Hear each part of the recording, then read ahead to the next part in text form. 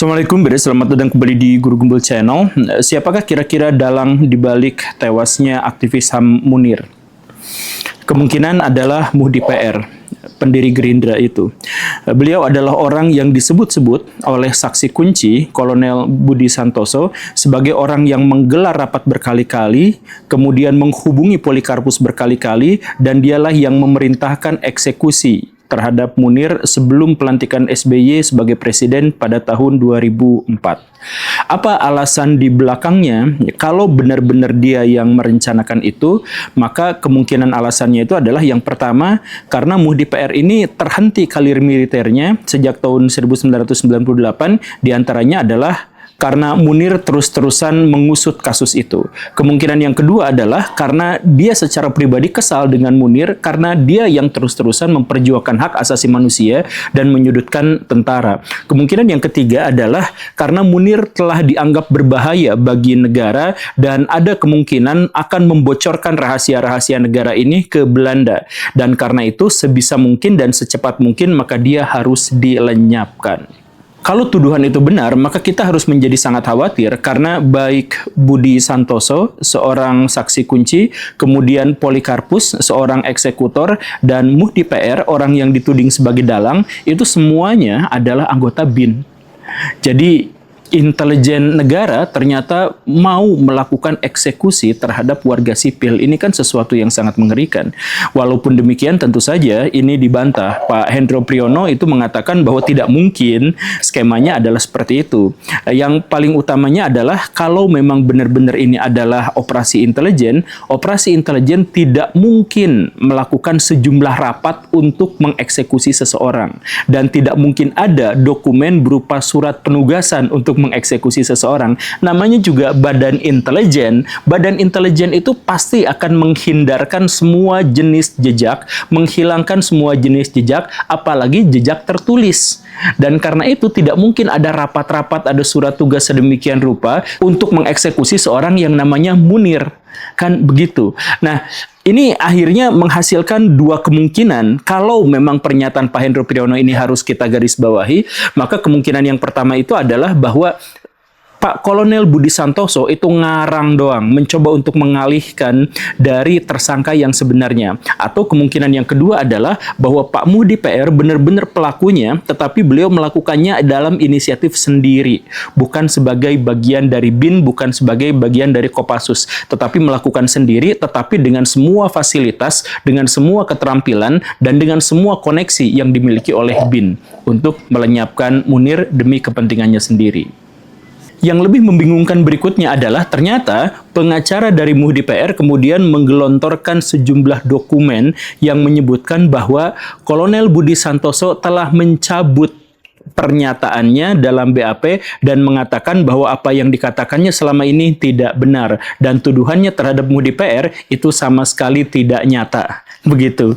Yang lebih unik daripada yang uniknya lagi adalah bahwa pernyataan itu adalah pernyataan dalam bentuk dokumen, sedangkan Kolonel Budi Santosonya itu sama sekali tidak dihadirkan dan sama sekali tidak terlihat batang hidungnya. Bahkan bukan hanya dalam pengadilan, tetapi sampai detik ini kita tidak akan menemukan bagaimana kelanjutan karir dari Kolonel Budi Santoso. Sekarang itu kita gak akan melihat. Di internet juga informasinya terhenti sampai tahun 2008. Atau terhenti sampai kesaksian itu. Kita tidak mengetahui. Jadi beliau itu bisa dikatakan sebagai orang yang hilang begitu saja. Saksi kunci yang hilang. Sedangkan Pak Muhdi PR itu ya, seperti yang kita ketahui, beliau memiliki karir politik yang cukup moncer.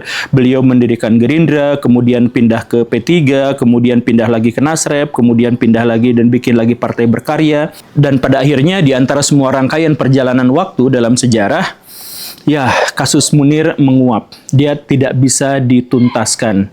Pemerintahan SBY, pemerintahan Jokowi, dan pemerintahan Pak Prabowo yang sekarang nampaknya tidak lagi memiliki minat untuk bisa menyelesaikan kasus ini. Padahal kasus ini itu sebenarnya adalah kasus yang sangat besar. Ini bukan hanya sekedar kasus kematian seorang bapak-bapak keturunan Arab yang punya motor butut, bukan sekedar itu, Baraya. Tapi beliau itu adalah orang yang terus-terusan memperjuangkan HAM, dan perjuangannya itu harus membentur kekuatan kekuatan-kekuatan besar di dalam negara ini, dan kemudian dia dilenyapkan. Dan orang yang menyelenyapkan itu sampai sekarang tidak diketahui. Ini artinya apa? Artinya kita masih ada dalam sebuah teror. Artinya rakyat Indonesia sampai sekarang semestinya masih harus ketakutan, karena ada pihak-pihak yang begitu besarnya untuk bisa membungkam siapapun yang mencoba untuk mengungkap rahasia kejam dalam pemerintahan kita. Kan seperti itu. Kita ambil skenario hipotetis lah, misalkan ya. Seandainya pelakunya memang benar-benar Pak Muhdi PR, berarti kita harus sangat-sangat khawatir, karena ternyata orang Kopassus yang harusnya membela negara, orang BIN yang seharusnya mencoba untuk melawan semua kejahatan dari luar sana, melindungi masyarakat, justru orang itulah yang justru sekarang memusuhi dan menyerang orang-orang sipil. Bayangkan Baraya, BIN, Kopassus, mereka itu adalah orang-orang yang selalu ditempatkan atau selalu menempatkan diri di area hidup dan mati, di area membunuh atau terbunuh. Dia seharusnya berjuang untuk negara, tetapi dia ditempatkan di tengah-tengah masyarakat dan bisa saja melakukan eksekusi terhadap warga sipil. Ini kan benar-benar menakutkan. Dan seandainya pelakunya bukan sama sekali Muhdi PR, maka kita juga harus khawatir. Karena apa? Karena ada pihak yang bahkan lebih kuat sampai dia bisa memfitnah BIN dan langsung melakukan serangan pembunuhan terhadap aktivis HAM, terhadap warga sipil. Nah, jadi Baraya mau nyari skenario yang manapun juga, ini tetap menjadi sebuah teror yang sangat mengerikan. Ada pihak-pihak yang demikian kuat yang bisa membunuh manusia secara random, dan bahkan pemerintah tidak mau atau tidak bisa mengusut kasusnya. Kita selama ini tuh ada di tengah-tengah negara teror, Baraya, di mana hukum tidak bisa melindungi kita, di mana aparat justru malah mengancam kita. Makanya kasus Munir itu sebenarnya disebut oleh Pak SBY sebagai ujian untuk sejarah kita. Test of our history. Begitu. Nah, tapi dengan segala keganjilan yang ada dalam kasus itu, Pak Prabowo Subianto sekarang dalam jabatannya sebagai presiden di Indonesia justru malah meningkatkan teror itu sampai ke level yang jauh lebih mengerikan lagi.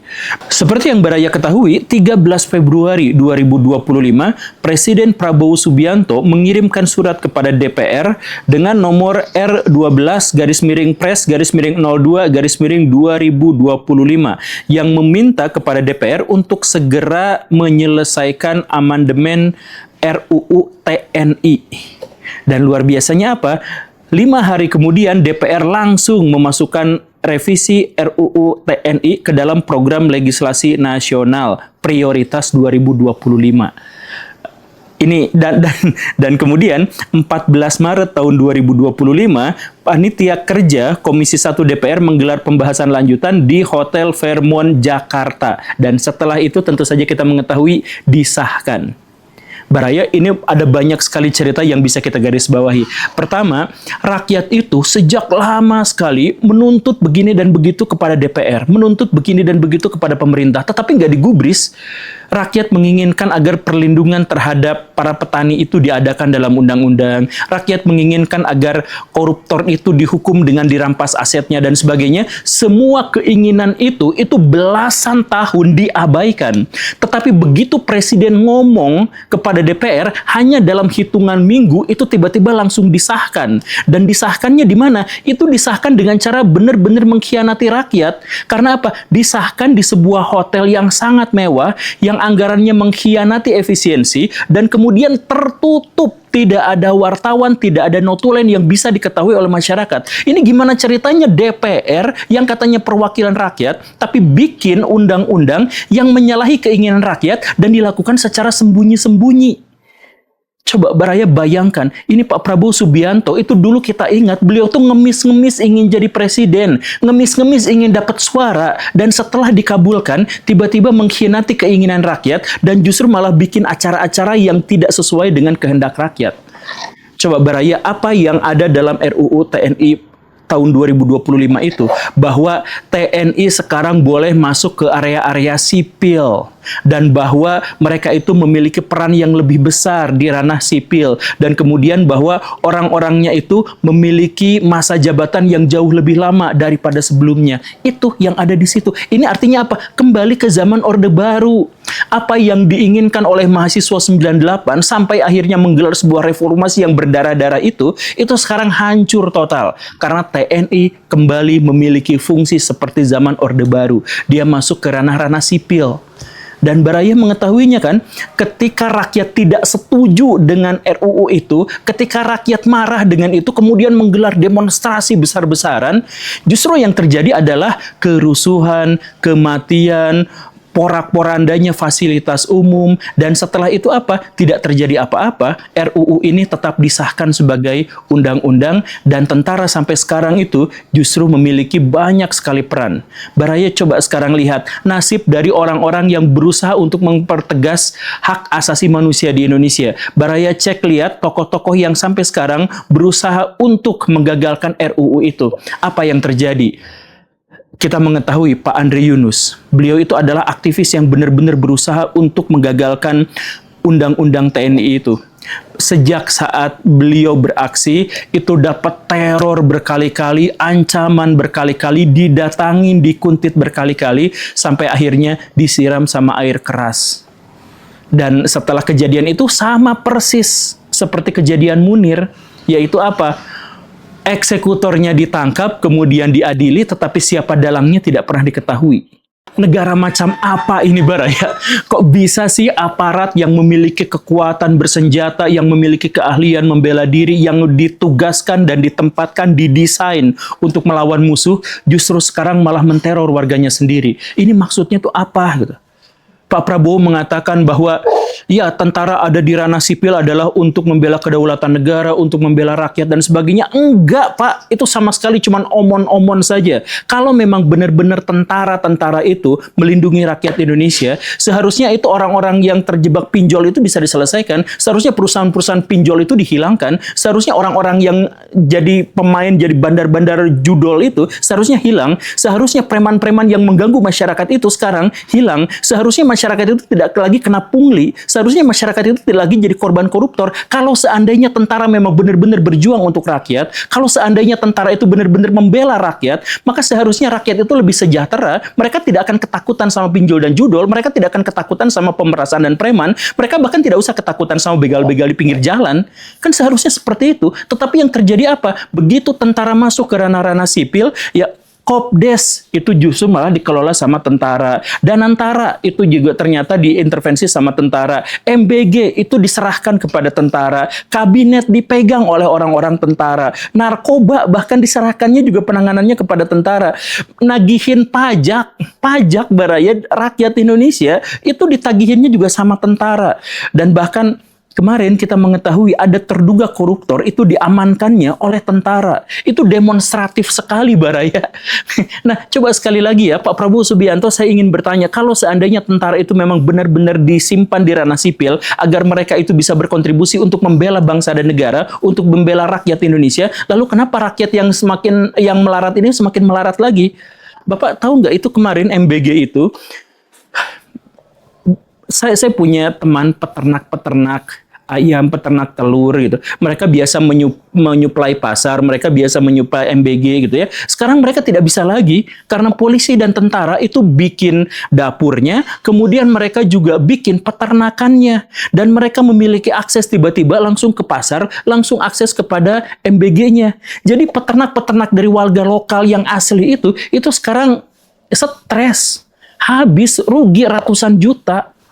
Nah, itu yang bawahnya aja begitu, apalagi yang atas. Sekarang balik lagi, pertanyaan saya adalah, kalau tentara-tentara itu memang benar-benar dialokasikan untuk membela rakyat Indonesia, kenapa justru malah menyakitinya? Kenapa justru malah menterornya? Tentara sekarang bukan hanya menguasai ranah-ranah yang besar itu sekarang mereka tuh bikin kafe, mereka tuh bikin restoran, mereka bikin unit-unit usaha, katanya untuk mensejahterakan tentara. Dan kenapa harus mensejahterakan tentara harus dengan cara-cara seperti itu? Karena anggarannya sedikit. Kalau ternyata anggarannya memang sedikit, kenapa Pak Prabowo Subianto justru malah melipat gandakan jumlah tentara? Kan Pak Prabowo sekarang sedang menambah jumlah tentara itu jadi ditambah dengan 750 batalion gitu. Kemudian Kopassus juga ditambah 2 kali lipat dan seterusnya. Anggarannya katanya nggak ada dan karena itu mereka harus disejahterakan dengan dibiarkan mereka itu berbisnis. Tapi setelah mereka berbisnis pun juga yang katanya anggarannya nggak ada malah TNI-nya ditambah. Saya nggak tahu ini sebenarnya apakah pemerintahan kita itu mendekati pemerintahan otoriter dan totalitar ala Orde Baru atau tidak. Tapi yang jelas yang saya rasakan itu seperti itu. Dan pada akhirnya wajar kalau rakyat Indonesia itu merasa diteror. Wajar kalau masyarakat Indonesia itu merasa ketakutan. Sekarang mau ngomong kayak gimana pun gak akan banyak orang yang berani untuk itu. Takut disiram air keras. Saya ngomong seperti ini adalah sebagai bagian dari warga negara, dianggap sebagai sesuatu yang biasa. Tapi akan banyak orang yang mengatakan bahwa saya itu berani mengatakan yang seperti ini. Wah, Guru Gembul pemberani. Sebenarnya bukan saya yang pemberani. Sebenarnya karena orang-orang menjadi sangat takut untuk menyuarakan hal-hal yang seperti ini. Karena sebenarnya kita diteror, Pak. Kita ketakutan. Jadi Bapak sebagai Presiden Republik Indonesia setidak-tidaknya berikan rasa aman dan nyaman kepada rakyat Indonesia. Jangan justru malah melibatkan TNI dan Polri bukan untuk perang, bukan untuk mempertahankan kedaulatan, bukan untuk menakut-nakuti musuh, tetapi justru masuk ke ranah-ranah sipil, kemudian mengambil mata pencaharian rakyat kecil dan kemudian menakut-takuti mereka dengan bedil. Jangan sampai seperti itu, Pak. Terima kasih karena sudah menyimak. Saya Guru Gembul. Assalamualaikum warahmatullahi wabarakatuh.